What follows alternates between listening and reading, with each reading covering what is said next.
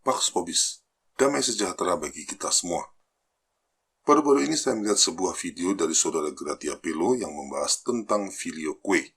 Kalau tidak salah, saudara Gratia Pelo ini seorang pengikut gereja Ortodoks Syria.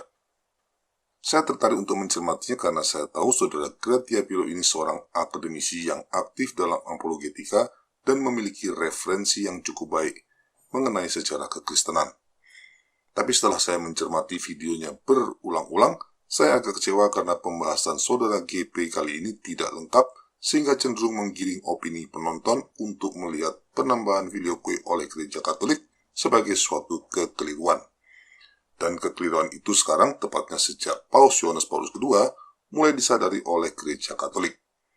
Jadi seolah-olah gereja Katolik telah melakukan suatu kesalahan dengan menambahkan filioque dan kemudian menyadari kesalahan tersebut.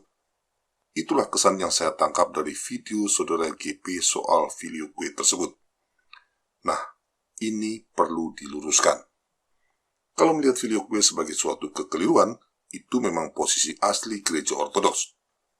Alasan utamanya karena gereja Barat menambahkan filioque secara sepihak tanpa melalui konsili ekumenis. Masalah ini saya bisa memahaminya. Tapi menganggap posisi gereja Katolik mulai berubah soal filioque dengan menyadarinya sebagai suatu kesalahan, itu sama sekali tidak benar. Kalau saudara GP merujuk masalah ini pada sikap Paus Yohanes Paulus II yang mengizinkan penghilangan filioque dalam rumusan kredo, itu harus dipahami sebagai upaya untuk membuka pintu persatuan dengan gereja Ortodoks yang sampai detik ini masih alergi dengan filioque. Paus Yohanes Paulus II memang mengizinkan penghilangan kata filioque saat melakukan ibadah bersama dengan gereja Ortodoks, tapi tetap menggunakannya saat ibadat di gereja Katolik. Jadi sesungguhnya pandangan gereja Katolik soal filioque sama sekali tidak berubah. Selain itu kita juga harus paham bahwa sikap toleransi dan semangat ekumenis Paus Yohanes Paulus II ini memang berlebihan. Seperti misalnya dia mengadakan doa bersama dengan semua agama di Asisi pada tahun 1986. Dan yang paling fenomenal, dia juga mencium Al-Quran. Apakah itu tindakan yang dapat dibenarkan dan sejalan dengan ajaran gereja Katolik? Tentu tidak. Jadi sikapnya mengizinkan penghilangan kata filioque saat beribadat bersama gereja Ortodoks juga tidak lepas dari sikap kompromisnya yang berlebihan dan kontroversial. Sekarang kembali ke pembahasan saudara GP soal filioque. Saudara GP mengatakan bahwa rumusan tentang Roh Kudus dalam Kredo Nikia baru ditambahkan pada Konsili Konstantinopel tanpa menyertakan kata filioque. Itu benar, memang rumusan asli Kredo Nikia tidak menggunakan kata filioque. Selanjutnya dikatakan bahwa gereja Barat mulai menambahkan istilah filioque pada konsili lokal di Toledo pada tahun 589. Itu pun benar juga, tapi perlu saya beri catatan sedikit. Sebelum skisma besar tahun 1054, di dunia ini hanya ada satu gereja, yaitu gereja Katolik. Itu dirumuskan dengan amat jelas dalam Kredo Nikia dengan merumuskan gereja sebagai satu, kudus, Katolik, dan apostolik. Bukan sebagai satu, kudus, ortodoks, dan apostolik. Sama sekali bukan. Karena wilayah geografisnya yang luas, gereja Katolik ini terbagi menjadi dua, gereja Barat yang berpusat di Roma dan gereja Timur yang berpusat di Konstantinopel. Sementara gereja Timur itu sendiri terdiri dari 4 patriarkat, Konstantinopel, Yerusalem, Alexandria, dan Antioquia. Nah, setelah Arianisme dinyatakan sesat pada Konsili Nikea, ajaran bidat ini ternyata masih terus berkembang di wilayah gereja Barat. Untuk merespon itu, gereja Barat mulai mengembangkan teologi Trinitarian dengan menambahkan filioque, yaitu bahwa Roh Kudus tidak hanya berasal dari Bapa saja, tapi juga dari Putra. Penambahan filioque ini tidak mengubah pemahaman konsep Trinitas yang ada dalam Kredo Nikea, tapi justru memperjelasnya. Kredo Nikea yang menyatakan Roh Kudus berasal dari Bapa itu sudah benar, tidak ada yang salah, hanya kurang lengkap. Gereja Barat melengkapinya dengan menambahkan filioque. Ini didukung oleh teks kitab suci seperti Wahyu 22 ayat 1 dan juga sejalan dengan apa yang diajarkan oleh Santo Agustinus. Pahami masalah ini seperti kasus pernyataan Tuhan kita dalam Injil yang menyatakan Allah itu Esa tentu itu adalah pernyataan yang benar. Nah, rumusan Trinitas yang kemudian muncul belakangan sama sekali tidak mengubah konsep keesaan Tuhan, tapi melengkapinya. Begitulah yang juga terjadi dengan penambahan Filioque terhadap Credo Nikea. Penambahan tersebut tidak mengubah, tapi melengkapi. Perlu dicatat, penambahan Filioque ini hanya dalam pemahaman teologi saja dan tidak ditambahkan pada Credo resmi. Jadi setelah Konsili Toledo pada tahun 589, selama beberapa abad lamanya Gereja Barat masih tetap menggunakan Credo Nikea yang asli tanpa penambahan kata Filioque. Namun dalam pengajaran maupun pemahaman teologis, istilah Filioque ini sudah ditambahkan. Bahkan pada abad ke-9, Paus Leo III tidak mengizinkan kata Filioque dimasukkan ke dalam Credo resmi. Di sini cukup jelas bagi kita, meskipun memahami Roh Kudus berasal dari Bapa dan Putra, Gereja Barat belum memasukkannya ke dalam Credo resmi karena memahami betul bahwa bagi Gereja Timur, masalah ini sangat sensitif. Gereja Timur perlu waktu untuk memahaminya. Maka Gereja Barat pun juga menunggu dengan sabar selama berabad-abad. Tapi sangat disayangkan respon Gereja Timur terhadap Filioque ini reaktif dan negatif. Timbang berusaha untuk memahami dan menerimanya, mereka langsung menilai penambahan Filioque sebagai sesat. Celakanya penilaian yang keliru ini bersama dengan beberapa perbedaan doktrin lainnya berlangsung selama berabad-abad dan menimbulkan ketegangan antara Gereja Barat dan Timur. Akhirnya untuk menegaskan posisi Filioque di tengah sikap penolakan Gereja Timur, pada tahun 1014 Paus Benediktus VIII mulai memasukkan Filioque ini ke dalam rumusan kredo yang diucapkan di dalam misa Gereja Barat. Tentu saja ini menimbulkan reaksi negatif yang sangat keras dari Gereja Timur. Mereka semakin sering mengecam serta menuduh Gereja Barat sebagai bidat akibat masalah ini. Nah, inilah yang kemudian ikut memicu munculnya skisma besar tahun 1054. Saat itu, Kardinal Humbert da Silva Candida, seorang utusan Gereja Barat yang ditempatkan di wilayah Gereja Timur, mendapatkan salinan surat dari Uskup Gereja Timur kepada para presbiter di wilayahnya.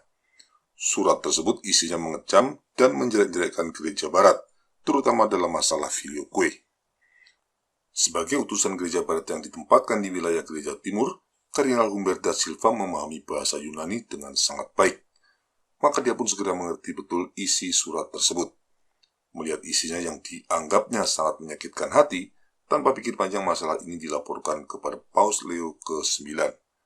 Selanjutnya, Paus mengutus Kardinal Humbert da Silva untuk menemui Patriark Michael Cerularius di Konstantinopel guna menyatakan protes keras atas masalah ini. Patriark Michael Cerularius yang tahu maksud kedatangan Kardinal Humbert da Silva dengan sengaja membiarkan Kardinal Humbert da Silva menunggu berhari-hari lamanya tanpa kejelasan. Hingga akhirnya Kardinal Humbert da Silva menjadi tidak sabar dan nekat menemui Patriark Michael Cerularius yang saat itu tengah mengadakan misa di Hagia Sophia. Dia memberikan surat ekskomunikasi kepada Patriark Michael Cerularius yang langsung membalasnya dengan balik mengekskomunikasi pimpinan Gereja Roma. Sejak saat itu Gereja Timur memisahkan diri dari Gereja Barat dan mulai menamakan diri mereka sebagai Gereja Ortodoks. Jadi Gereja Ortodoks itu baru mulai ada tahun 1054 dan bukan dari zaman para rasul. Pada zaman para rasul hingga tahun 1054, hanya ada satu gereja yang didirikan oleh Tuhan kita, yaitu Gereja Katolik. Tidak ada yang lain lagi. Kembali ke masalah Filioque. Sekitar 2 abad setelah skisma, tepatnya pada tahun 1274 di Konsili Lyon, Gereja Katolik menegaskan keputusannya untuk memasukkan kata Filioque dalam Credo Nikea. Jadi baru dalam Konsili Lyon inilah Gereja Katolik secara resmi menambahkan Filioque ke dalam Credo yang terus berlaku sampai hari ini. Sampai di sini Saudara GP langsung melompat ke Paus Yohanes Paulus II yang mengizinkan untuk tidak menggunakan kata Filioque saat melakukan ibadat bersama dengan Gereja Ortodoks. Akibatnya muncul kesan bahwa penambahan kata Filioque adalah suatu kesalahan dari Gereja Katolik dan sekarang Gereja Katolik mulai berubah pandangan untuk kembali ke rumusan Credo Nikea yang asli. Tentu saja ini tidak benar. Ada satu hal sangat penting yang tidak dibahas oleh Saudara GP, yaitu Konsili Ferrara Florence tahun 1438 sampai 1445. Saya tidak tahu apakah masalah ini tidak dibahas karena saudara GP lupa atau tidak tahu, atau memang masalah ini sengaja di-skip. Kalau masalahnya lupa atau tidak tahu, ya sudah, tidak apa-apa. Mudah-mudahan dengan video ini saudara GP jadi tahu atau tidak lupa lagi untuk mengikut sertakan masalah penting ini di lain waktu. Semoga saja masalahnya memang cuma lupa atau tidak tahu. Tapi kalau masalahnya hal itu memang sengaja di-skip, wah, tentu sangat mengecewakan.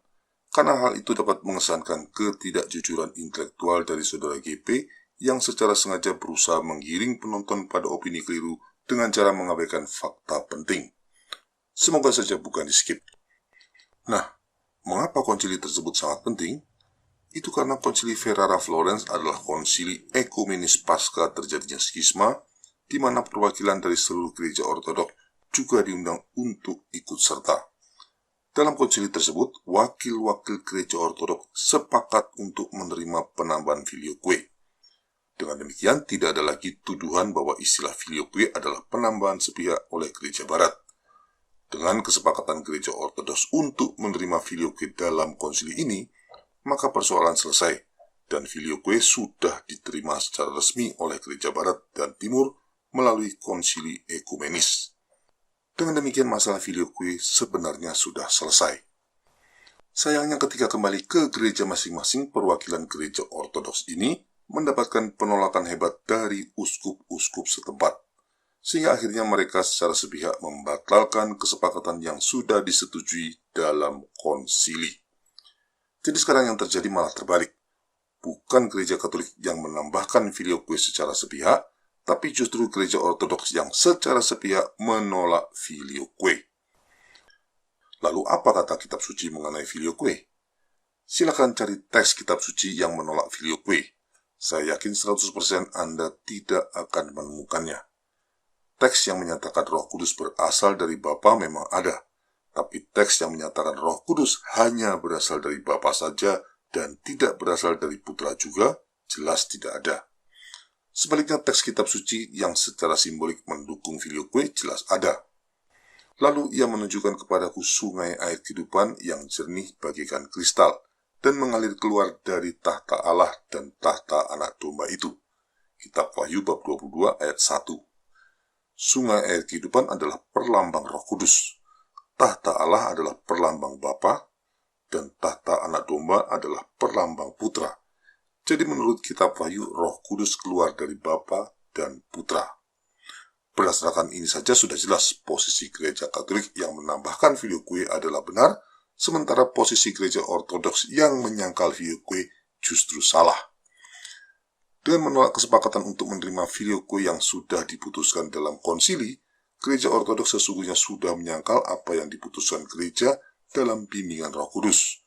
Dan ini bukan tanpa konsekuensi. Akibatnya, hanya beberapa tahun setelah itu, yaitu tepatnya pada Hari Raya Pentakosta tanggal 29 Mei 1453, Tuhan mengizinkan Konstantinopel jatuh ke tangan Muslim dan Hagia Sophia diubah menjadi masjid. Lihat tanggalnya, itu bukan kebetulan. Jadi di sini kita bisa lihat dengan tidak dibahasnya konsili Ferrara-Florence oleh saudara GP, membuat persoalan filioque ini tidak dipahami secara utuh dan juga secara tidak adil memojokkan posisi gereja Katolik.